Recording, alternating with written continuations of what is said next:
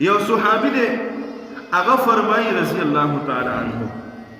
وی چې د بدر په ورځ باندې زما خواته یو کس ولاړو صحابي خي طرف ته او وی دې ګس طرف ته رانه یو دو ماشومان واړه واړه ولاړو وی ما اسې زړه کې دا و چې یاره ما سره یو مضبوط بل صحابي وی نو موږ به حمله ښه کړې وه او دشمنانو ته به م ښه شکست ورکړی وی نو یو کس را سره خو شته خو بل طرف ته را سره دوه ماشومان دي چې زه ورځمه نو مقابله به لږه په سخته راځي ځکه چې ما سره مضبوط وار والا نشته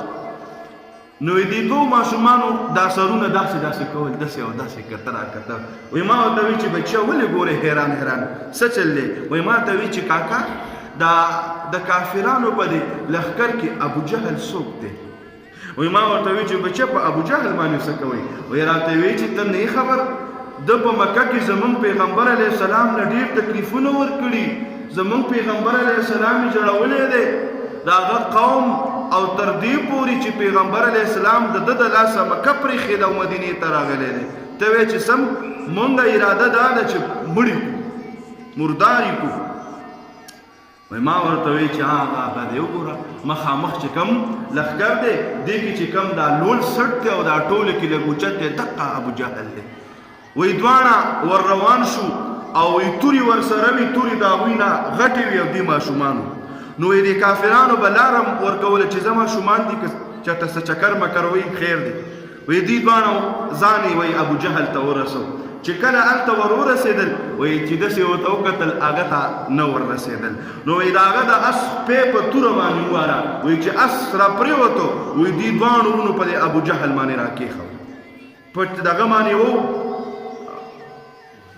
په توره باندې او هغه نه مړ کېده دوی مضبوط گزار نشو کولی وایي دې وخت کې عبدالله ابن مسعود رضی الله تعالی عنه راغی وایي ابو جهل ته وایي چې څنګه چل دی را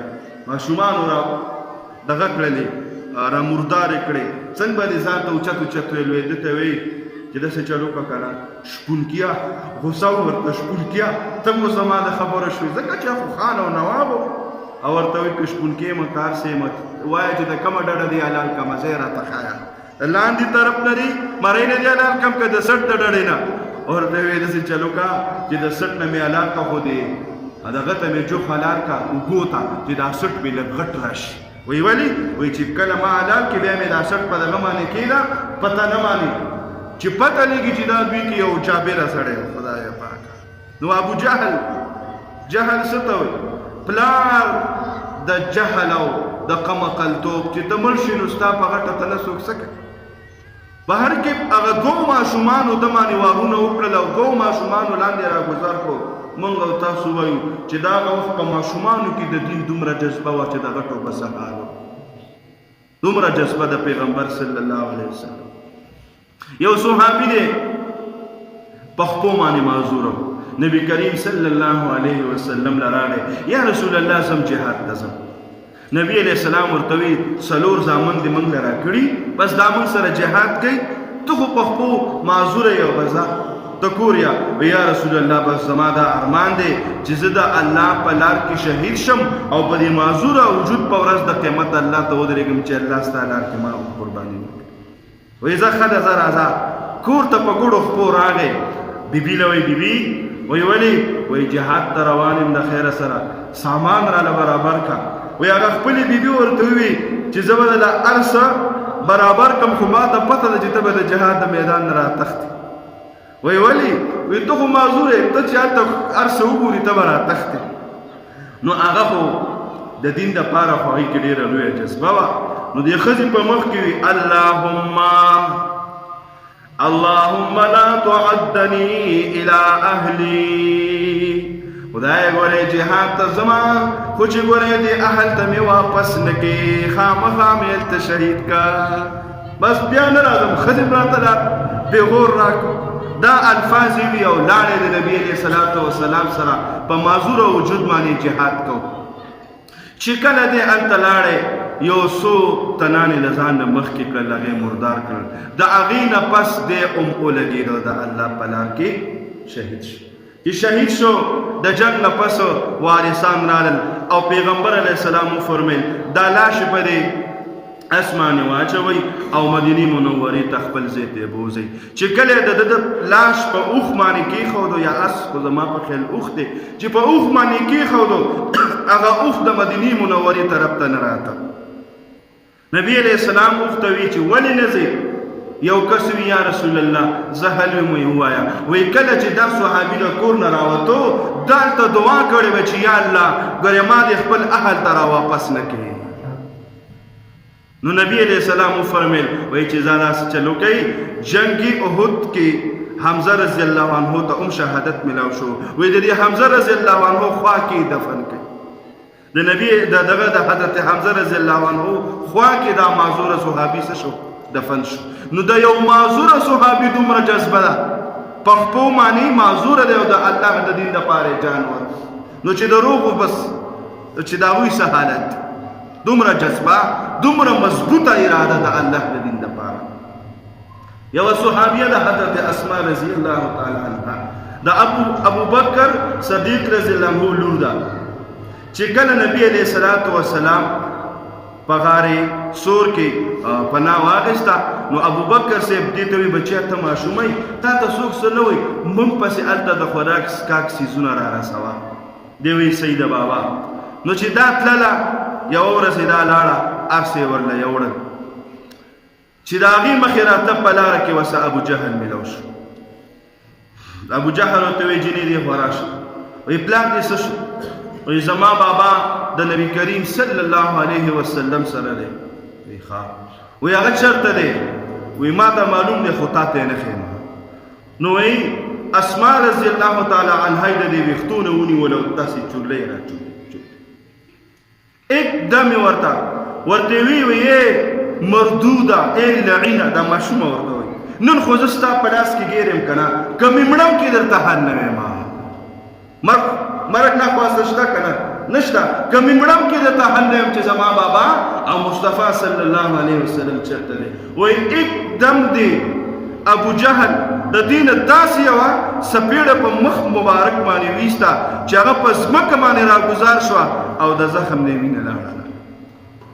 دا اسماء رضی الله تعالی عنها نبی علیہ السلام نه چې کله په دویمه ورځ باندې دې هر څه د خوراک څښاک کړل حضرت ابو بکر صدیق رضی الله تعالی عنه او نبی علیہ السلام دې ته اوس ګوري چې په مخې خو چاپ دی او د وینې اثرات دی پې ابو دغه ورته وی او پیغمبر علیہ السلام ابو بکر نه مخکې شو وی اسمان زویا دا مخ باندې دې چاپ ولې دی وینه دې ولې راوتې ورته وی یا رسول الله صلی الله علیه وسلم زه چې د دې ځای نه پرون تلم واپسۍ کې لاره کې ما سره ابو جهل ملاو شو ما ته وی چې بابا او مصطفی څه شو وی ما ته ښه پته وی پیغمبر علیه السلام خو ما ورته حل نه ویله او چې ما حل نه ویل وی هغه رانه داسې څپېړه ویسته چې زما دیني نه وینئ نو دومره ماشومه ده حضرت اسماء رضی الله تعالی عنها خو د دین جذبه څومره لري مضبوطه اراده د دین دپاره څومره لري زما عزتمند داسې ماشومان اوس زمونږ دا ماشومان تربیت دی که نه ماحول دی که نه اثر دی که نه بله فاطمه رضی الله تعالی عنها د حضرت عمر رضی الله عنه خور ده عمر رضی الله عنه راغی چا ورته وی ته په نبي علیه السلام پسې ګرځې خور او اوښې دي هغوی ایمان راوړی نو چې کله راغه فاطمه رضی الله تعالی عنها ته وی تا ایمان راوړی قرآن وی سپېړې یې ونه مضبوطه ورکړه په ځمکه باندې راګزار شو چې څنګه راپاڅېده که نه عمر رضی الله تعالی عنه ته مخامخ شو او ورته وی ستا څه مطلب دی چې زما د دې زړه نه به ایمان وځي وی او وی قسم دې مې دې په الله چې د کومې مور او پلار زوی تی که نه د حقې مور او پلار لور زمیم والله کې زه خپل ایمان پرېږدم زه به د خپل ایمان باندې مضبوطه ولاړ یم حضرت عمر رضی الله عنه چې کله د دې د الفاظ واورېدل عمر رضی الله عنه فرمایي چې زما به د بدن کې یوه بجلي پړق شوه یو پړق وشو وایي د پړق سره زما دا زړه را نرم شو او بیا مې ورته وی چې فاطمه ما ته کلمه ووایه وایي ما ته وی چې کلمه درته نه ویم اول بیا مې ورته وی چې دا تا کوم د قرآن شریف تلاوت کو لږ دا ماله راکړه چې زه دا ویم وایي ما ته وی چې دا داسې دغه کتاب نه دی تا اول لاړ شه غسل وکړه ولامبه کلمه ووایا د کلمې نه پس راشه چې بیا دله زه لاس کې قرآن شریف درکړم. نو حضرت فاطمه رضی الله تعالی عنها د حضرت عمر رضی الله عنه خور جنۍ ده او په زنانه ذات کې د الله د دین دپاره دومره مضبوطه اراده وه او دومره مضبوطه جذبه پکې وه. صدیق اکبر رضی الله تعالی عنه چې کله نبی کریم صلی الله علیه وسلم وفات شو نو دوی ته هر څه حواله شو که نه. نو دغه وخت کې خلکو یو آواز ولګو، مسلمانانو صحابه آواز ولګو چې یاره مونږ دا زکات چې کوم دی نو دا به مونږ مرکزي کمیټۍ له نه ورکوو، دا زکات به مونږ هر سړی په خپله باندې په غریبانو باندې تقسیمو. عمر دا ابو بکر رضی الله تعالی عنہ او فرمیل که چا دا چلو کو په تورت سر قلم کوم تورې راواغست. ټولو صحابه اوس د ابو بکر رضی الله عنه په مخ کې څوک هم غږ نشي کولی. بل طرف ته چا دغه راوړله اطلاع چې مسلمه کذاب چې کوم دی هغه د نبوت دعوه کړې، بل یوه ښځه ورته یاده کړه وایي هغې هم د نبوت دعوه کړې ده. بل طرف نه ورته چا وي چې د یهودیانو د عیسایانو اراده ده چې په مدینه منوره باندې حمله کوي. څلور خبرې دغه شوي او دلته خپل قوم وایي چې موږ زکات په خپله تقسیموو، مرکزي کمیټۍ یې نه ورکوو. عمر رضی الله عنه راغی، ابو بکر رضی الله عنه ته کېناستو، ورته وایي یا خلیفه یا امیر المؤمنین یو عرض کول غواړم. وایي وایه څه چل دی؟ وایي زه خو ویمه چې دا معمولي مسله ده، دا د زکات ته دا اندروني مسله ده، دا داخلي مسله ده، خارجي مسایل موږ ته ډېر زیات دي. دوو کسانو د نبوت دعوه کړې ده، د دوی غم پکار دی او بیا د هغې نه پس چې کوم دی مدینه باندې چې څوک حمله کوي د هغې غم پکار دی چې دغه وشي. دا خو زموږ دننه معامله ده. ابو بکر صدیق رضی الله تعالی عنه پاڅېدو، ورته وایي یا عمره اجبار فی الجاهلیت وقوار فی الاسلام. د جاهلیت په دور کې خو جبار وي، غصه درکې وه، جذبه درکې وه، جرأت درکې و، بهادري درکې وه، او چې کله اسلام ته راواوړېدې نو اوس درکې کمزوري راله. دا نشي کېدلی. نبی علیه الصلاة والسلام په دې خبره باندې موږ سره بیعت کړی او موږ ته دا ارشاد کړی چې زکات په مرکزي کمیټۍ له راځي، دلته به دا خلک په غریبانو باندې به خلیفه تقسیموي. لہذا زه د نبی علیه السلام د خبرې نه اورېدی نشم، اول به د دوی نه سر وام، وروسته به باره فتنو سره ګورم. دا د دین دپاره زموږ د حضرت ابوبکر صدیق رضی الله تعالی عنه جذبه ده. حضرت عمر رضی الله تعالی عنه ورته وایي یا ابابکر تا خو ماله شرح صدر وکړو، سینه دې راته کولاوله کړه. حقیقت دا دی چې اول به موږ په خپل دین باندې عمل کوو، بیا به دې بارو خلکو سره کوو. زما عزتمندو دا د حضرت ابوبکر صدیق رضی الله عنه جذبه ده. د نبي علیه السلام جذبه